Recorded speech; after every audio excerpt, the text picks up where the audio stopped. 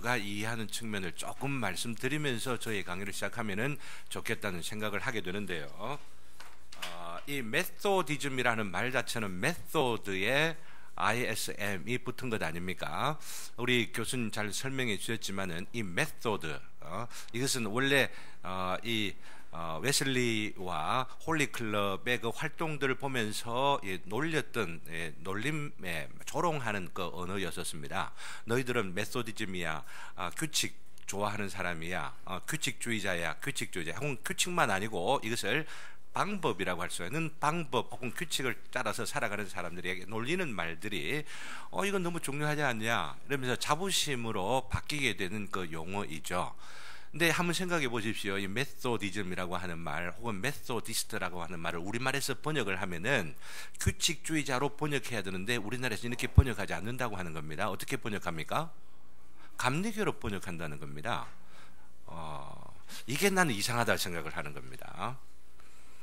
그래서 이상하다 싶어서 역사적인 뿌리를 찾아서 조금 이렇게 추적을 해 보았더니 메소디즘에는 두 가지가 있습니다. 메소디즘은 하나는 이 메소디즘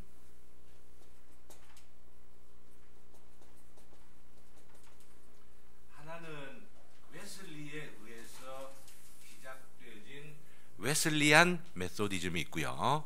또 하나는 웨슬리가 그렇게 비판을 했던 조지 휘필드를 중심으로 해서 메소디즘이 강조되어진 그 흐름들이 있다고 하는 겁니다.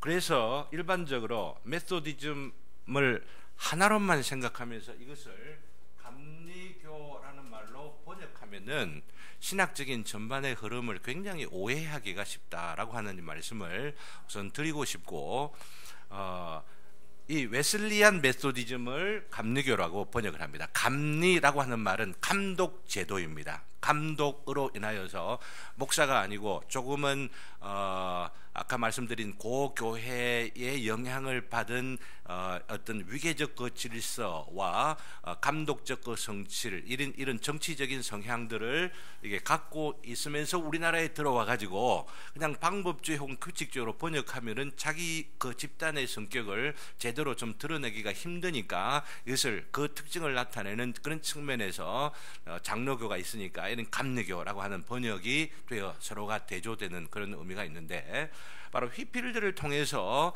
메소디즘이 증거되어진 게 주로 웨일즈 쪽입니다. 웨일즈. 그리고 웨일즈에 보면은 이런 이 메소디즘이 강조가 되었던 그 집단 같은 게 토페카 같은 이런 데들 가면은 공동체 생활을 하면서 있었던 그런 그 흔적들이 지금도 내려오고 있고, 지금도 웨일즈의 장로교회는 메소디즘, 자기들을 메소디즘이라 하면서 책을 내고 연구서를 내고 있습니다. 그래서 간단하게 말씀드리면은 이 웨슬리를 중심으로 한 이 메소디즘은 웨슬리안 메소디즘이라 이렇게 이야기하고, 휘필드를 중심으로 해서 내려오게 되는 이 메소디즘은 바로 캘비니스틱 메소디즘이라 이렇게 한다는 겁니다. 또 이 캘비니스틱 메소디즘을 이 시대에 가장 대표하는 사람이 누구냐 하면은 바로 여러분들이 혹시 알고 있는지 모르겠는데 로이드 존스 목사님입니다. 얼마 전에 작고하시고 이러면서 그 설교집이 계속해서 우리 한국에 번역되면서 큰 영향력을 미치는데, 이분이 웨일즈 출신이면서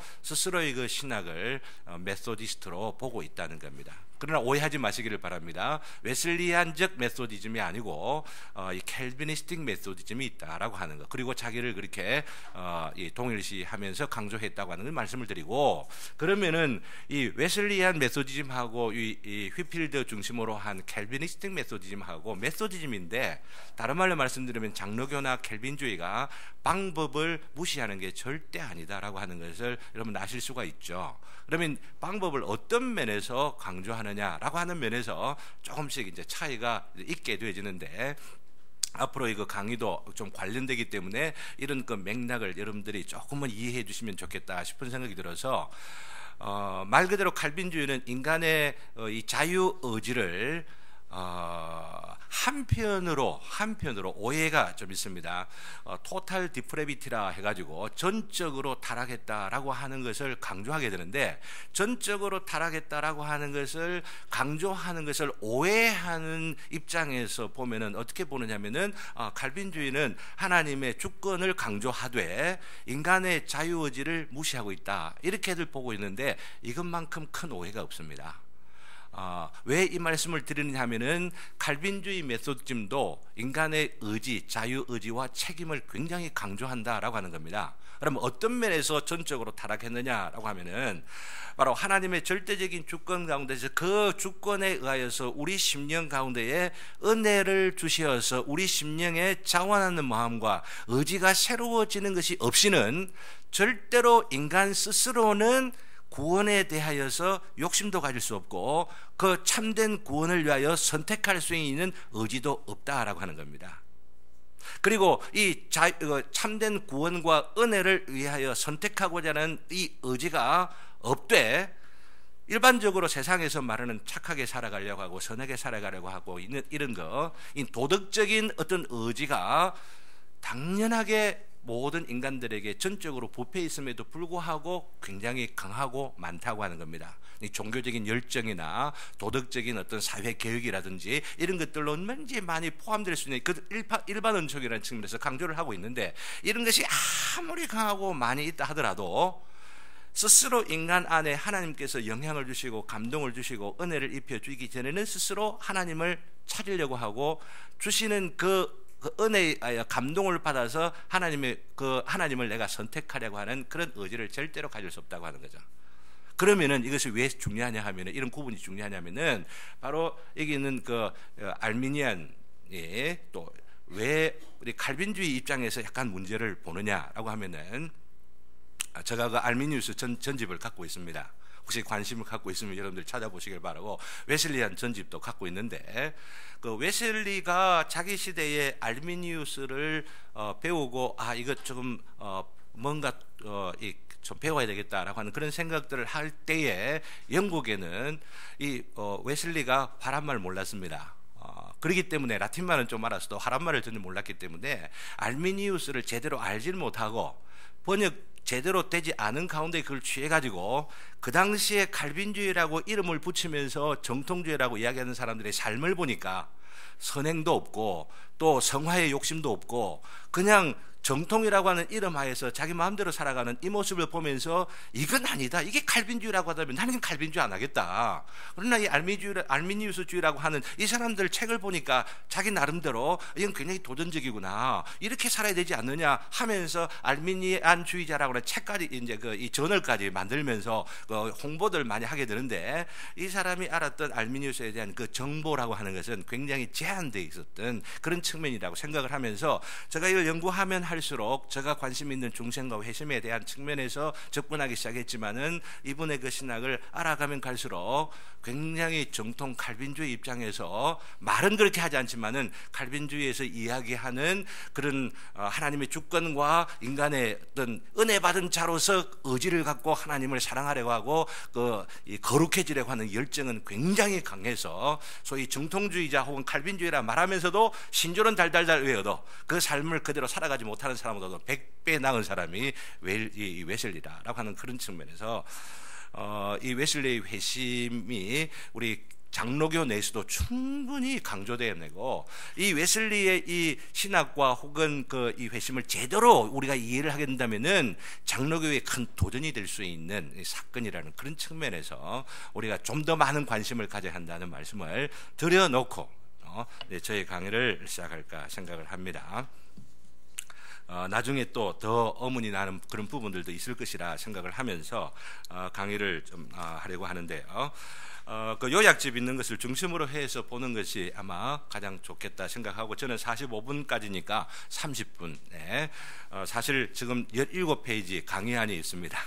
이 강의안을 30분에 다 이야기하는 건 거의 전혀 불가능하다고 생각하기 때문에 나중 뒤에 이메일 주소하고 여러분 성함을 알려주시면 이걸 다 보내드리도록 그렇게 하겠으니까 오늘 강의 요약지에 있는 그 내용만이라도 좀 설명하면 좋겠다 하는 생각을 하면서 이것 중심으로 말씀을 드리겠습니다. 서론 부분입니다.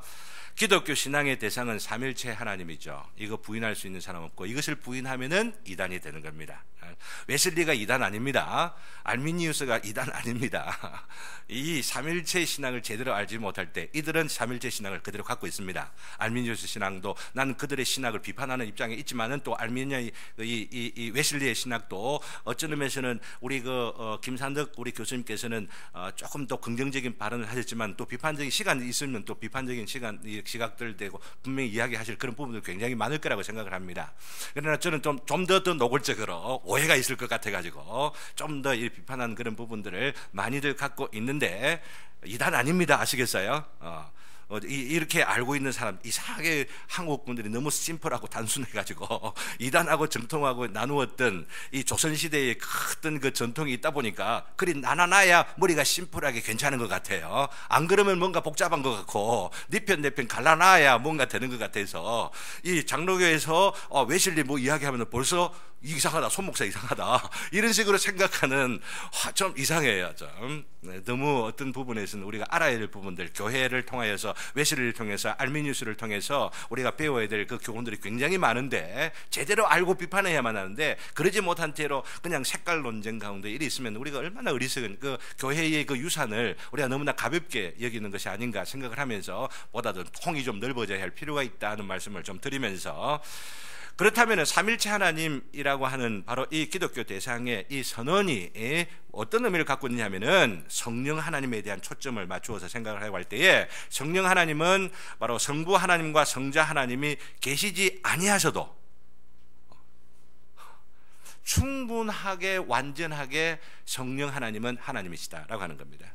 이것은 바로 성부 하나님 안 계셔도 성령 하나님 안 계셔도 성자 예수님은 충분하고 완전하게 하나님이시다라고 하는 100% 하나님이시다라고 하는 바로 이런 신앙 고백하고 연결되어지는데, 이건 삼일체 신앙의 어떤 이 공부하게 되면 좀 더 복잡한 문제가 나오기 때문에 제가 그렇다면은 그렇게 충분하게 하나님이신 이 성령 하나님에 대해서 우리가 얼만큼 관심을 갖고 있느냐라고 하는 겁니다. 성부 하나님에 대해서 관심을 가지지 않고 혹은 또 성자 하나님에 대해서 관심을 가지지 않으면 문제가 있을 수 있는데, 우리 한국의 신앙은 주로 삼일체 신앙의 관점에서 보면은 성자 하나님에 대한 관심은 많은데 성부 하나님에 대한 관심과 성령 하나님에 대한 관심도 조금 약하다고 그러시고, 제가 보는 관점에서 관심이 있어도 좀 기형적으로 관심이 있어서 문제가 있는 스타일들을 우리가 신앙 스타일을 가지기가 굉장히 또 쉬운 가운데에 이 성령 하나님에 대해서 우리는 잘 모른다라고 하는 겁니다. 모른다고 하는 것을 단적으로 예를 하나 든다고 한다면은 맨 처음 시작할 때 우리 찬송을 185장 불렀는데 기쁘다 구주 오셨네 라고 하는 것은 우리가 참 자주 부르잖아요. 성탄절 때. 나 여러분들은 기쁘다 성령 오셨네 라고 하는 이런 찬송 여러분들 좀 불러보셨습니까? 그런 찬송이 있다는 거 여러분들도 아십니까? 잘 몰라요. 이 기쁜 소식을 널리 전하세라고 말하면서 그 널리 전해야 할 그 기쁜 소식이 뭡니까? 성령이 오셨네, 성령이 오셨네 라고 하는 것이죠.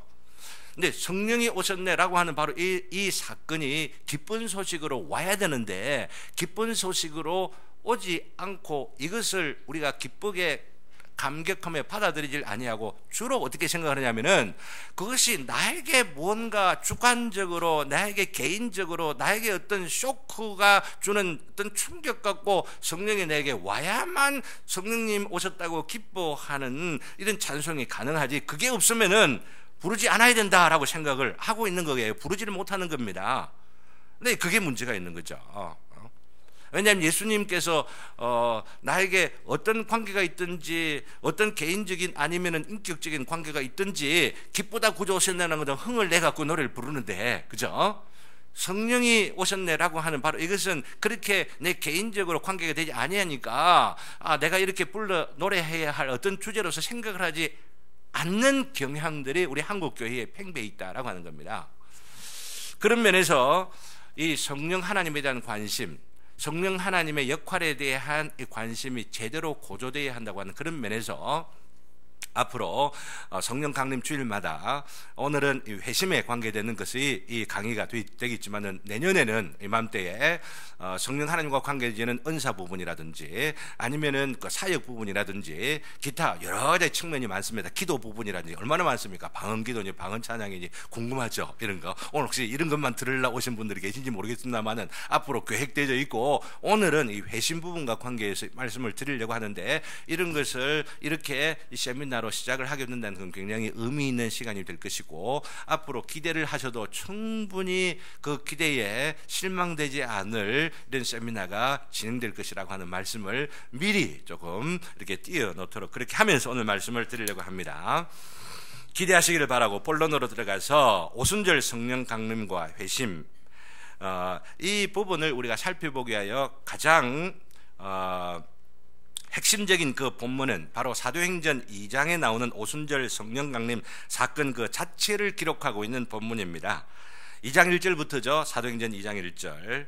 사도행전 1절 8절에 성령이 임하시면 너희가 권능을 받고 이렇게 말씀하셨던 그 말씀이 바로 2장에서 성취되어지는 겁니다. 성령이 권능으로 임하시는 바로 그 장면이 2장부터 되어 있고 이 사건을 사람들이 보고 오해해가지고 술 취했구나, 우리 술 취한 것 아니다, 이럴 때에 이 베드로가 설교를 하는 장면이 2장 마지막 부분까지 나오게 되죠. 그리고 그 설교로 인하여서 3,000명이 회심하게 되어지고 그러면서 이 새로운 그 교회가 공동체가 형성되어지고 또 이 새로운 그 이 교회가 창립되어지는 바로 이런 것으로 여러분들 많이 들어오셨을 터인데 이 사건의 그 의미는 제일 먼저 첫 번째가 교회론적 차원에서의 의미를 우리는 놓쳐버려서는 아니 될 것입니다.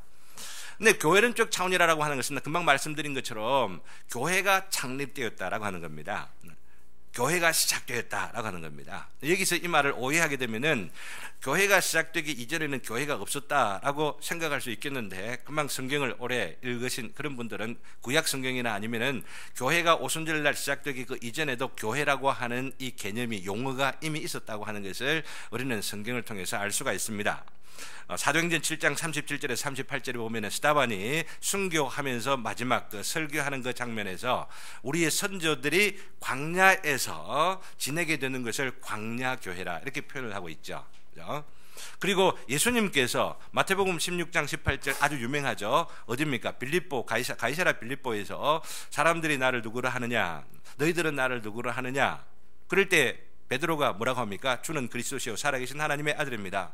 이럴 때 칭찬을 하면서 바요나 시몬아 이것을 깨닫게 하시는 일은 네가 아니다, 이렇게 말하며 뭐라고 예수님께서 말씀하십니까? 내가 너는 반석이라 하리니 내가 이 반석 위에 무엇을 세우리라? 교회를 세우리라, 이렇게 말씀하고 있지 않습니까? 이미 교회라고 하는 말 예수님께서 이미 하시고 있다라고 하는 것입니다. 근데 그 이전에도 교회라는 개념이 있었고 또 교회라고 하는 어떤 모임과 어떤 공동체적 성격을 갖고 있는 그런 모임들이 있었다고 하는 부분, 이것을 제가 말씀을 드리고, 그러므로 오순절날 성령님이 오셔서 교회가 창립되었다고 시작되었다라고 하는 것은 이전에 있었던 의미와는 다른 차원에서의 교회가 시작되었다라고 하는 것을 우리가 이해해야 된다고 하는 측면, 그죠? 이것만 정리가 조금 되면은 참 좋겠습니다. 그러면 어떤 의미로서의 그런 교회냐라고 하는 거죠. 구약교회와 신약교회, 오순절날 성령 강림하심으로 인해서 시작되어진 그 교회가 어떤 차이가 있습니까? 똑같은 이름으로의 교회가 있지만 어떤 차이가 있느냐라고 하는 거죠. 가장 중요한 그 차이는 구약교회는 앞으로 메시아가 올 것이다 하며 기대하면서 살았던 공동체를 구약교회라 이렇게 말하고, 광야교회가 딱 그것입니다. 그림자로 혹은 예표로서 앞으로 형성되어질 그 교회를 바라보면서 살았던 그런 의미로서도 교회라 이렇게 불려줄 수가 있는 것이죠. 그러나 이 신약교회, 곧 오순절날 성령님이 오심으로 인하여서 시작되어진 이 교회의 핵심은 그 그림자로 예표되어진 그 모든 사건의 실체가 누굽니까? 예수 그리스도시잖아요. 근데 예수 그리스도가 하나님이신 바로 이 예수님께서 이 땅에 육체로 오셔서 사시고 제자들을 양육하시고 또 설교하시고 그러시다가 아무 죄도 없으신 순전한 삶을 사셨음에도 불구하고 죄 있는 자로 정죄가 되어서 강도들과 함께 십자가에 못 박혀 죽임당하시고, 그리고 그 죽임당하심으로 인하여서 끝난 것이 아니고 사망에 갇힌 자 되었으나 그 사망이 가둘 수가 없는 능력이 있어서 부활하시게 되어지고, 그리고 승천하시게 되었지 않습니까? 그 다른 말로 말씀드리면은 우리를 구원하실 자가 누구냐, 어떤 일을 하셨느냐, 너무나 구체적이고 생생하게, 가령 예를 들면은 구약에서 분명히 사랑하라라고 하는 계명이 분명히 있는 거 여러분 아시죠? 십계명이 사랑하라라고 하는 계명입니다. 그러나 우리 주님께서 말씀하시기를 내가 너에게 새 계명을 주노니 너희가 서로 사랑하라. 새 계명이면은 사랑하라라고 하는 말보다도 더 좀 다른 차원에서 그 말씀을 하셔야만 하는데, 사랑하라 똑같이 말하면서도 너희에게 새 계명을 주니 이렇게 말씀하고 있다고 하는 거죠. 이게 무엇이냐면은 이전에도 사랑이 없었던 것이 아니고 신약교회 예수님께서 오심으로 인하여 사랑이 무엇인지 구체화되어지고 실제화되어지고 만져질 듯이 부인할 수 없는 실체로서 사랑이 무엇인가 우리에게 가르쳐 주게 되었다는 거죠. 곧 우리를 구원하실 메시아가 올 것이다 올 것이다 올 것이다 라고 하면서 그것을 기대하며 살았던 교회는 그림자 교회라고 볼 수가 있고 광야 교회라고 할 수 있다면은, 이제 그것을 눈으로 보고 확실하게 경험하고 체험하면서 부인할 수 없는 역사적 자료와 증거를 갖고 눈앞에 그것이 현시되어져 있는 사람들이, 그리고 또한 그것이 부인할 수 없는 역사 가운데에서 그것을 체험하도록 성령님이 오심으로 인하여서 그것을 본 바로 그 무리들이 새롭게 시작된 바로 그것이 교회라고 하는 겁니다. 이런 의미로서 굉장히 새롭게 되어졌다라고 하는 것을 거기 게알레스 보스 같은 사람이 하나님 나라와 교회라고 하는 그 책에서 설명을 하고 있고, 이 자료 안에 다 들어가 있습니다. 나중에 구하시면 여러분 되겠습니다. 최갑종 목사님 같은 분이 특별히 1980년대 90년대 어간때에 특별히 그 70년대 80년대 굉장히 성령론 이것으로 이 핫 이슈가 되죠. 요즘은 조금 좀 잠잠해지는 것 같습니다. 굉장히 뜨거웠던 그 논쟁 가운데에서 그 모든 자료들을 섭렵하고 또한 정리를 하시면서 이분이 하신 말씀이 이 오순절날 성령 그 사건을 우리가 어떻게 해야 되느냐, 어떻게 이해해야 되느냐라고 하는 말씀들을 하시면서 바로 이 성령께서 오신 바로 이 사건은 우리 한 개인이 무엇을 경험하고 12 제자들이 무언가를 경험하고 바람이 불고 아니면은 막 혀가 그 위에서 날름날름하고 막 그러면서 뭔가 뜨거워지는 어떤 그런 류의 경험한 것이 중요한 것이 아니고, 바로 예수님께서 우리 인류를 구원하시기 위한 하나님의 그 경륜의 계획들 가운데 역사의 한 시점에서 오신 것처럼 이 성령님께서도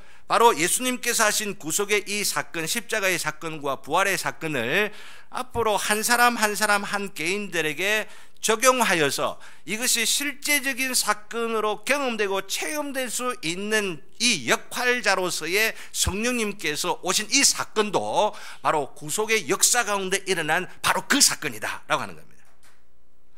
이런 것을 우리 최갑종 목사님이 또 이렇게 정리를 하신 그런 부분들이 있습니다. 그래서 결론 부분을 보면은 오순절 성령 강림 사건은 그 1차적이고 우선적이며 본질적인 의미가 2000년 전 그날에 있었던 120명 사람들이 겪었던 개인적 경험의 문제가 아니며, 회심 이후에 모든 시대 교회의 모든 신자가 2차적인 복으로 추구해야 할, 곧 제자들이 지금 중생했다가 성령을 받게 되어지니까 그럼 제자들도 성령을 받는다고 하면은 그 이후에 있는 모든 신자들, 저와 여러분 모두가 다 막 바람이 막 급하게 불어오는 그런 체험이, 아니면은 그 머리 위에 불꽃이 확 피어가지고 있는 그런 체험이, 아니면은 마음이 막 뜨거워져가지고 뭔가 막 짜릿짜릿한 무엇이 경험되어져야만 성령을 받는 것이다 라고 하는 그런 본보기로서 주어진 사건이 아니다 라고 하는 겁니다.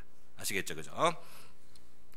그렇다면 이렇게 정리를 해놓고 결론을 정리를 한다면은 그 교회가 시작되어진 사건, 이 교회는 어떤 면에서 바벨탑 사건을 통하여서 인류가 흩어졌던 그 인류들이 다시 하나가 되어지는 대소통이 일어나는 그 사건으로서 1차적인 의미를 가질 수가 있는 것이죠.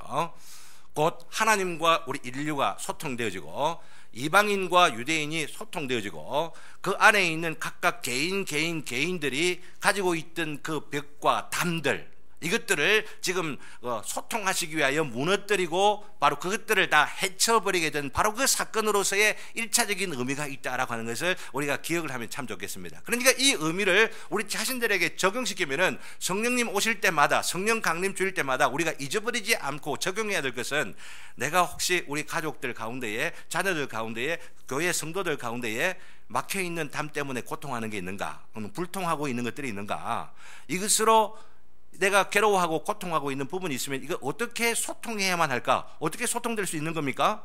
성령님이 오시면 되는 겁니다. 성령님이 역사하시면 되는 겁니다. 성령님이 오셔서 예수님께서 죽으신 그 사건의 의미, 십자가의 의미가 무엇인지, 우리 주님께서 말씀하시기를 나를 따르려거든 자기를 부인하고 날마다 제 십자가를 지고 나를 따를지니라 라고 하는 말씀이 그냥 스치지거나 공허한 소리가 아니라 내 자신에게 구체적으로 적용되지면서 내 마음이 뜨거워지게, 그로 말미암아 뜨거워지게 되고 나를 부인할 수 있게 되고, 내 욕심이나 내 어떤 그 가치관이나 이것들 다 내려놓으면서 겸손하게 그 말씀을 순종하며 살아갈 때에 뭐가 일어납니까? 소통이 일어난 겁니다.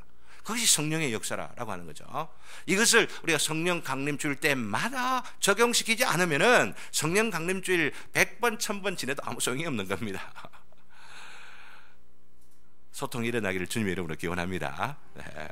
오늘 가운데도 저와 더불어서 소통이 잘 되기를 바라는 그런 마음들을 가지면서, 이것이 이제 1차적인 교회가 창립되어지고 시작되어진 바로 이런 의미에서의 교회론적 차원이 있다고 한다면은, 그러나 그렇다고 해서 개인적 차원이 무시되시는 절대 안 된다라고 하는 말씀을 드리고 싶은 겁니다.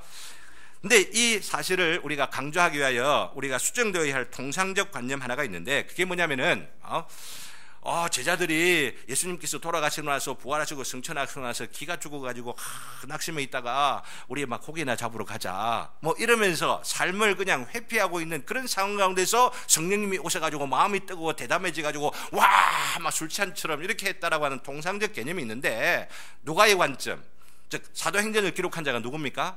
누가 아닙니까?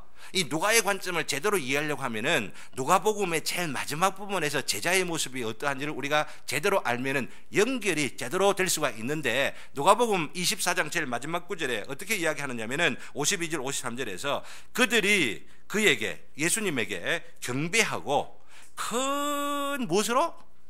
기쁨으로 예루살렘에 들어가 늘 성전에, 그때요. 그리고 하나님을 어떻게 했다고요? 찬송하면서 살았어요. 아시겠어요? 그러다가 예수님께서 승천하시게 되고 함께 기도하게 되고, 여러분들 기도가 쉽습니까? 그것도 10일 동안이나 이미 기도하고 있는 가운데 성령의 역사가 있었다고 할 수 있는 것 아니겠습니까? 그죠? 그러니까 그들이 절망하고 낙심하고 좌절하고 그러다가 성령이 오시니까 막 불이 붙어갖고 막 외치게 됐다. 이건 아니다라고 하는 이야기입니다. 그건 통상적인 이런 생각들은 버려야 된다라고 하는 말씀을 드리면서, 그렇다면 우리가 갖고 있는 성령의 그 강림 사건이 우리에게 어떤 개인적 의미를 갖고 있느냐라고 하면은, 하나님의 말씀 그 자체를 볼 때에 리차드 개편의 입장은 이 정리된 글에서 여러분 말씀드리고, 바로 늘 찬송하니라, 바로 누가복음 24장 52절 53절이 어떤 의미를 갖고 있느냐는 것을 풀어서 좀 설명하는 가운데에, 우리 개인의 회심에 관계되어 오순절 바로 그날 성령 강림하신 바로 그날에 하였던 베드로의 설교를 보면은 우리에게 적용되지 않을 수가 없는 설교를 하고 있다고 하는 거죠. 그 우리에게 적용되지 않을 수가 없는 그런 설교를 하는 것이 그 설교의 마지막 부분에 보면은, 베드로의 설교를 듣고 어떻게 하죠? 바로 이렇게 성령이 내리고 그리고 정말 그 방언을 하게 되고 이런 것들이, 너희들이 죽인 그 예수가 바로 그 죽음 가운데 있다가 승천하셔서 바로 그 주님이 받은 그 성령을 우리에게 부어주시는 것이다, 이런 설교의 내용이거든요. 이런 설교를 하니까 바로 예루살렘에 살고 있었던 이 유대인들의 마음 가운데에, 그리고 이 오순절날 모여들었던 그 여러 지역의 어떤 사람들의 마음에 찔려갖고 우리가 어떻게 할고 이러면서 회개를 하지 않습니까? 어떻게 할 거라고 하니까 어떻게 해라라고 말합니까? 너희가 회개하고 세례를 받으라. 그래 하면 너희에게 성령이 주어지리니, 그죠? 약속하신 성령의 약속이 너희에게 주어지리니, 바로 이 약속이 누구에게 한 거라고요? 너희와 너희 자손과, 그리고 오늘 그 요약된 그 부분에 보면은 너희 자손과 그 뒤에 모든 먼데 사람, 근데 여기 몬대 사람은 예루살렘의 입장에서 보게 되면은 저 멀리 있는 극동에 대한민국에 있는 사람들에게도 주 우리 하나님이 얼마든지 부르시는 자들에게 이 약속을 하신 것이라 이렇게 말하고 있는 겁니다. 그러니 이 오순절날 설교하신 베드로의 이 설교는 바로 그날 있었던 그 사건에 해당되는 것뿐만 아니고 그 이후에 하나님께서 부르시기로 작정하고 실제로 부르시는 어떤 사람들, 한 명도 죄 없이 모든 사람들을 다 이 성령의 이 역사 가운데에 들어오도록 하게 하신다라고 하는 겁니다. 그러면 우리가 질문이 생기잖아요. 바로 이 베드로에 의해서 예언되어지는 바로 이 예언이 바로 나에게 일어나고 있느냐라고 하는 거죠. 그렇지 않습니까? 네. 그러니 구속사의 사건, 곧 성령이 바로 2000년 전에 예수님 성천하시고 그 뒤에 10일 뒤에쯤 이렇게 오신 바로 이 사건이 이전에 역사적으로 지나가 버리는 그냥 캐캐묵은 과거의 사건이 아니고 잊기 묵은 옛날 이야기가 아니고 지금 우리의 이야기가 될 수밖에 없는 겁니다. 왜냐하면 바로 그때 있었던 성령의 임하심의 그 사건이 바로 이 시대에 21세기를 살아가고 있는 바로 이 시대에도 우리에게 일어나는 사건이라고 하는 겁니다. 내가 설교자이기 때문에 교수님하고 스타일이 좀 달라갖고 간혹은 믿습니까? 라고 물어보기도 하고 이러는. 어쨌든요 이렇게 지금 말씀을 드리고 있는 겁니다. 그렇다면은 오순절 성령 강림으로 창립된 교회에 이제 누가 속하느냐? 오순절 바로 교회가 창립되었습니다. 그냥 교회당 어떤 예를 들자면은 교회당이 세워진 것입니다. 교회라고 하는 것 자체가 건물인 것은 아니지만 비유를 통해서 말씀을 드립니다. 문제는 교회당이 세워진 거다 하고 세워진 그 교회당 안에 사람들이 들어가서 그 교회의 그 역할과 기능과 그 교회의 그 모든 사명들을 이루어가는 건 다르잖아요. 그러니까 이 오순절날 성령께서 임하신 것은 바로 이 왁구를 짜는 겁니다. 아시겠어요? 일종의 프레임과 일종의 스트럭처를 맞추고 그 스트럭처를 처음 경험한 사람들. 근데 문제는 이렇게 이 프레임과 왁구를 짜고 있는데 거기 안에 이제 들어가서 교회의 본질과 기능과 역할과 사명을 따라서 살아가는 사람들이 누가 들어가느냐? 언제 들어가느냐? 무슨 일을 통하여 거기에 들어가느냐? 이게 바로 우리의 질문이 되어야 된다라고 하는 겁니다. 무슨 말 아시겠어요? 예. 그 부분 결론 부분을 보면 뒷부분의 첫 번째 부분입니다. 이번 할애에 우리는 오순절 강림하신 성령님은 교회를 설립하셨다는 면에서는 성령님께서 한번 단회적으로 오신 것이지만은 무슨 말 아시겠어요? 단회적입니다. 구속사적 사건입니다. 구원의 구원의 객관적 사건이라고 하는 것입니다. 그렇지만 그 교회에 속하게 될 구성원들을 부르시는 바로 그 일들, 부르셔가지고 가입시키는 바로 그 일들, 그래서 그 교회의 구성원들을 채워가시는 바로 그 일들은 한 번 끝나는 게 아니죠. 지금도 계속되어지고 역사의 마지막 달까지 계속되어지는 바로 그런 사건인 것을 베드로가 지금 여기서 얼마든지 부르시는 자들에게 하신 것이라고 하는 말씀을 통하여서 우리 자신들에게 적용될 수 있다고 하는 겁니다. 여러분들은 부르심을 받으셨어요?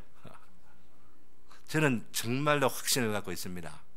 얼마나 영광스러운지 이것 하나만 생각하면 가슴이 막 뜨거워지고 막 노래가 나고 춤이 나오고 막 이거 이야기하고 싶어 죽겠어요. 성령님 오셨어요. 성령님 오셨어요. 이거 지금 하고 싶은 거예요. 예수님 오신 거야 너무나 당연한 거지만은 이것이 객관적이고 이론적인 지식이 아니라 내 가슴에 불이 되어지고 내 가슴에 정말 이 역사를 바라보는 그 시각이 다르게 만들고 이 프레임을 변화시켜주는 그 모든 것들이 이 성령님이 오심으로 나에게 오심으로 인해서 내가 교회라고 하는 이 위대한 이 조직, 하나님께서 이루어가시는 그 비전과 환상과 묵시를 이루어가는 하나의 도구로서 이 교회를 하나님께서 이루셨는데 이 이루신 이 교회 가운데 내가 들어가게 됐구나 생각을 하니까 확 가슴이 뛰는 겁니다.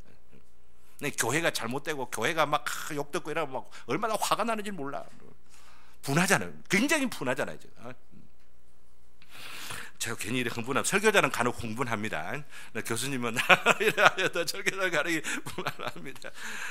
그래서 이제 이런 그 베드로의 예언의 말씀이 이 바울에 의해서 어떻게 지금 성취되고 있느냐라고 하는 그런 측면에서 바울을 서신서를 보게 되면은 고린도전서 12장 3절 시간이 없으니까 주지는 않겠습니다. 로마서 8장 9절, 디도서 3장 이 나오는 이런 모든 부분들을 보면은 바로 이러한 그 약속이 모든 사람들에게 그 오순절날 그 현장에 있지 않았던 사람들에게도 지금 일어나고 있는 그 사건들, 이 서신서들을 통하여서 기록하고 있는 여러 표현들이 나오는 겁니다. 그것이 입양이라는 사건, 하나님의 아들이 되었다라고 하는 양자의 영이라고 하는 그런 부분이라든지, 아니면 성령으로 말미암아 우리가 의롭게 되었다고 하는 이런 표현이라든지, 우리가 이 중생의 씻음과 성령의 새롭게 하심이라고 하는 이런 표현, 이런 것들이 성령에 의하여서 일어나는 것이라, 성령의 오심으로 인하여서 일어나는 것으로 이미 성취되어 가고 있는 것을 바울의 서신을 통하여 보여주고 있다고 하는 겁니다. 그 부분의 결론이 뭐냐면은, 오순절의 성령 강림 당시에도 성령께서는 개인적 회심을 일으키시는 분으로서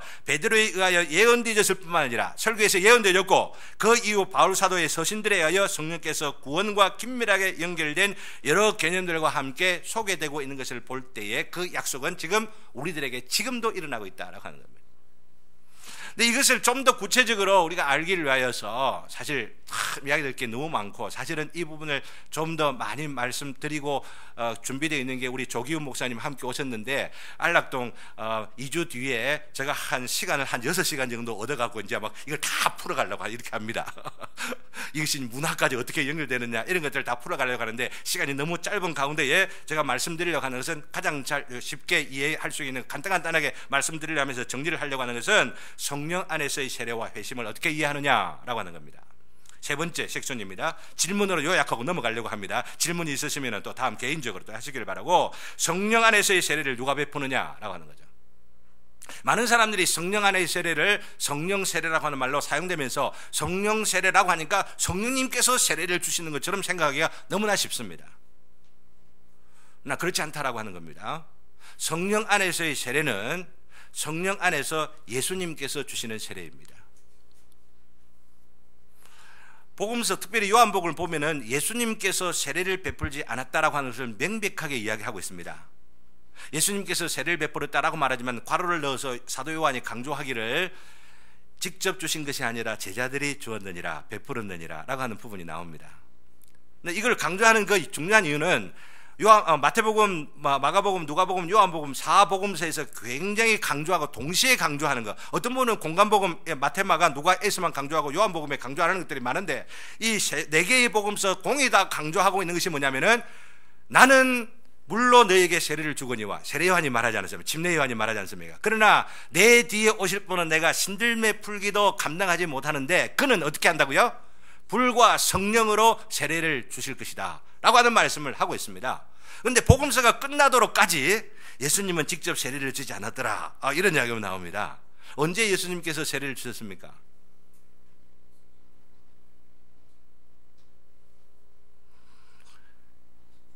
성령 안에서의 세례라고 하는 말이 이 신약 성경에서는 7번이 나옵니다.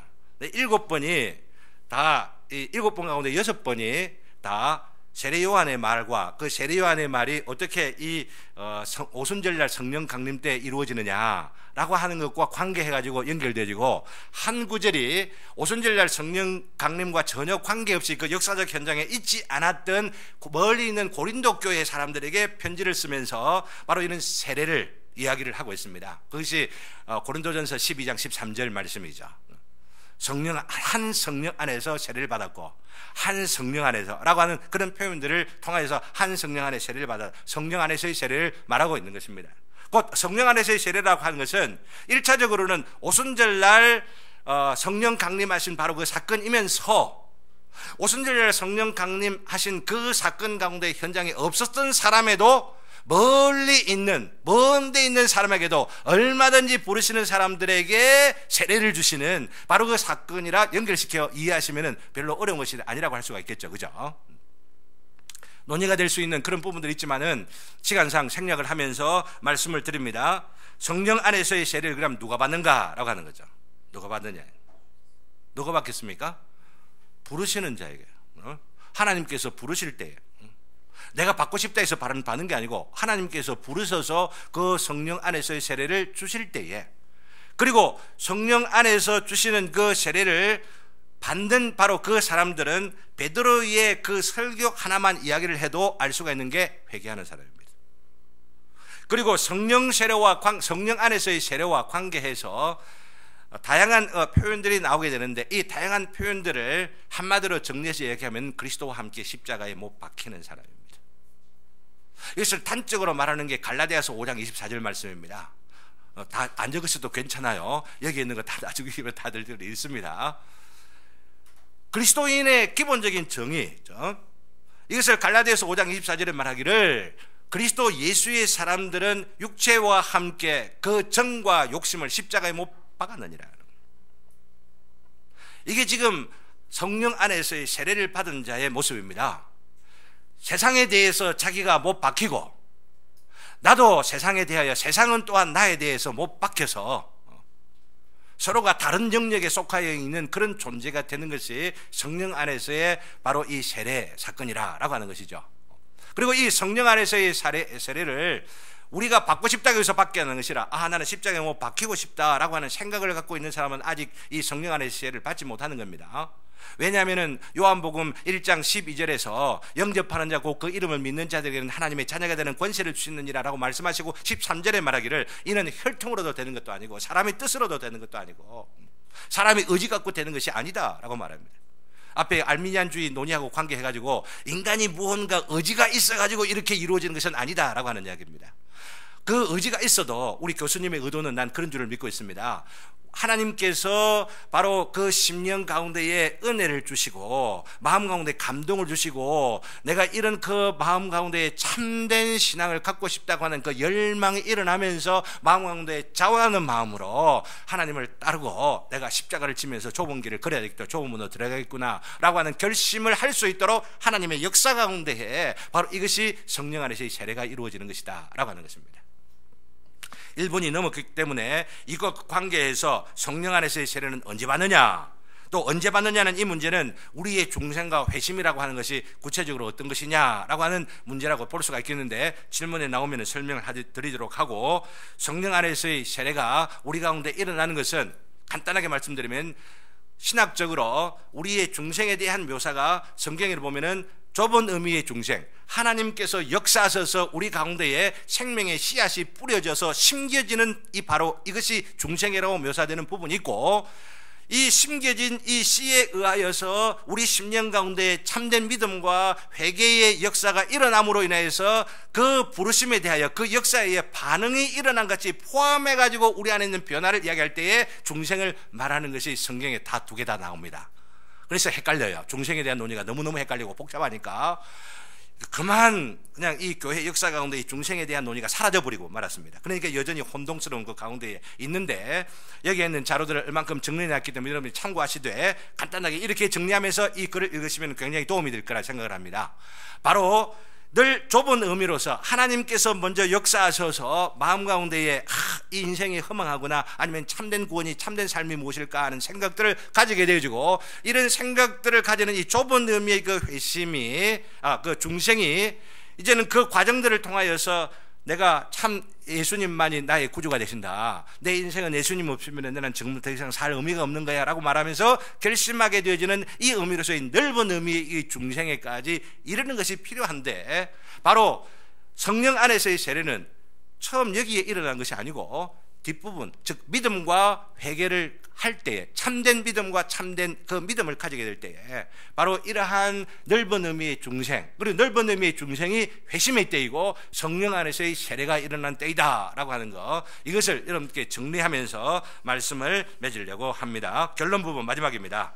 개인적 회심의 사건은 한 개인의 구원 사건이면서 그것은 오순절 성령의 강림하심으로 시작된 주님의 몸으로의 교회의 창립이라는 구속사적 사건을 배경으로 합니다. 내가 회심하게 되고 넓은 의미의 중생, 바로 이렇게 해서 참된 그리스도인으로서 그리스도와 함께 십자가에 못 박히게 되고, 그러면서 내가 내 육체와 함께 내 정과 욕심을 십자가에 못 박는 바로 이 사건과 더불어 일어나는 이 회심의 사건은 내 개인의 사건만 아니라 바로 하나님의 구원의 역사, 큰 구속의 경륜 가운데에 그것을 배경으로 해서 일어나게 된다고 하는 겁니다. 이것을 강조하는 이유는, 이것을 무시하게 되면은 우리가 회심 혹은 중생을 이야기하면 너무 개인주의인 측면, 나는 구원받았다, 나 구원받았네, 이것으로 끝나고 내 자신의 구원을 즐거워하고 기뻐하는 이 만끽하는 것으로 끝나버리게 되고, 즉 요한 웨슬리가 회심하면서 깨닫게 된 게 뭡니까? 이건 내 자신의 어떤 즐거움이나 구원의 만족이 아니라 사회의 정의와 그리고 또 성결, 성화적인 어떤 삶으로 이웃을 돌아보는 어떤 선행의 차원에서의 애를 쓰고 많이 쓴 것들이 이전에 내가 구원받았다는 거, 이거 거짓이다. 그 마음 가운데 하나님께서 임하셔서 내 마음이 뜨거워지게 되어 내가 참된 구원 가운데 이름으로 인해서 내가 마땅히 어떤 모습으로 살아야 되고 어떤 비전 가운데 사로잡혀야 되느냐, 말을 타고 수만 마일을 다니면서 그러면서 금금하고 전략하고 그리고 돈에 대한 욕심들을 버리고 그러면서 하나님의 붙잡힌 바 되어 살아가는 그 삶이 바로 이것으로 말미암아 가능해진 것을 우리가 생각하게 되어지면은 바로 내 자신의 회심이라고 하는 이것을 개인적인 차원에서만 아니고 바로 구속사적인 측면에서 우리가 볼 수가 있어야만 된다라고 하는 겁니다. 그래서 마지막 결론을 보면은 바로 이런 개인주의화, 관념주의화, 지나치게 영성화되는 잘못을 범하게 되는데, 이것을 미연에 방지하기 위해 오순절 임하셨던 성령의 강림하심의 구속사적 의미와 나 자신의 회심을 동시에 균형 있게 취하면서 예수 그리스도의 성령 안에서의 세를 통하여 하나님의 나라 곧 천국이 진전되어 가는 역사의 현장에 참여하는 것입니다. 이렇게 결론을 내리고 싶습니다. 이것을 위하여서 천국 제자들 교회가 세워진 줄을 믿고 만세반석 교회가 세워진 줄을 믿습니다. 우리 여러분들의 그 교회가 어떠한 교회든지 교회는 바로 이것을 위하여 세워진 줄을 아시고, 여러분들의 교회 가운데도 주의 성령의 역사하심과 또 그 강림하심의 그 의미가 날마다 주일마다 모일 때마다 새로워지는 복된 교회들 되기를 주님의 이름으로 기원합니다. 질문 있습니까? 10분 질문 시간입니다. 예.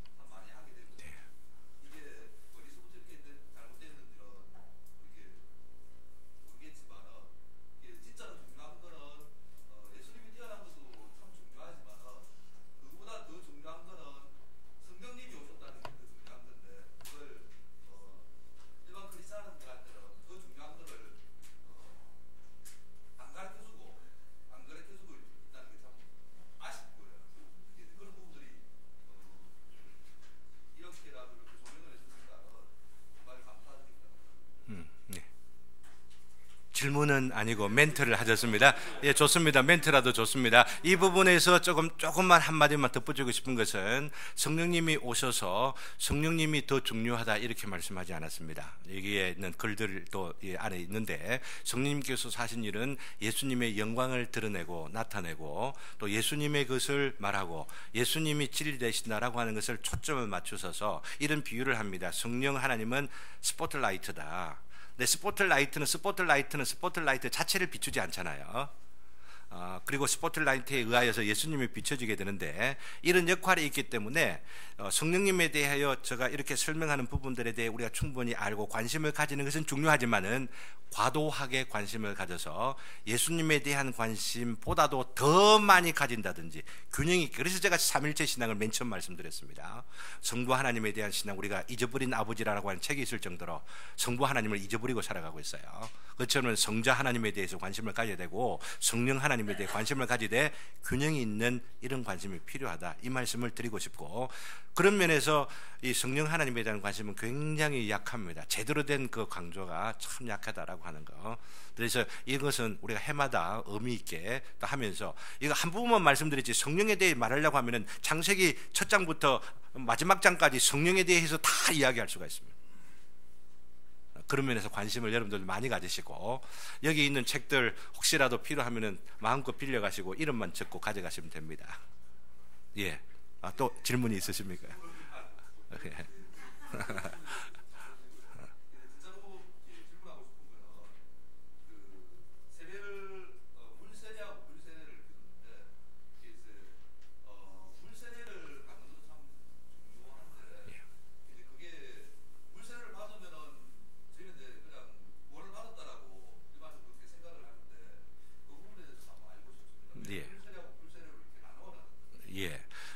그것은 우리 예수님께서 성례 중에 그 두 가지만, 7성례 가운데 두 가지만을 참된 자신의 그 직접 그 제정하신 것으로 알고 있어서 세례와 성찬, 저희 교회에서는 매주일 성찬을 하게 되는데요.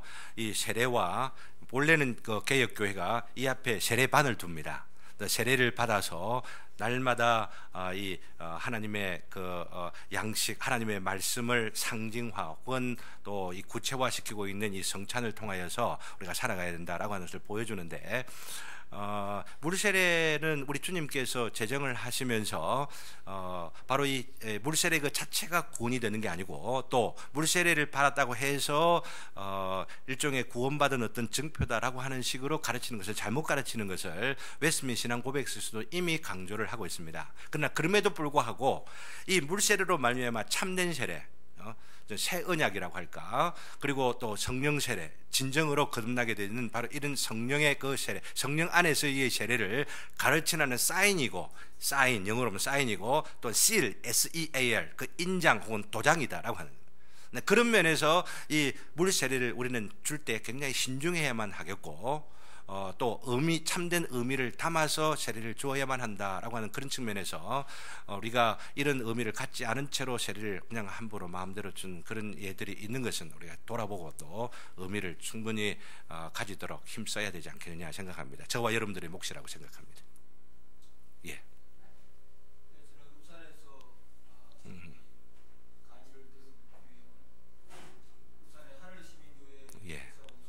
예, 네. 예.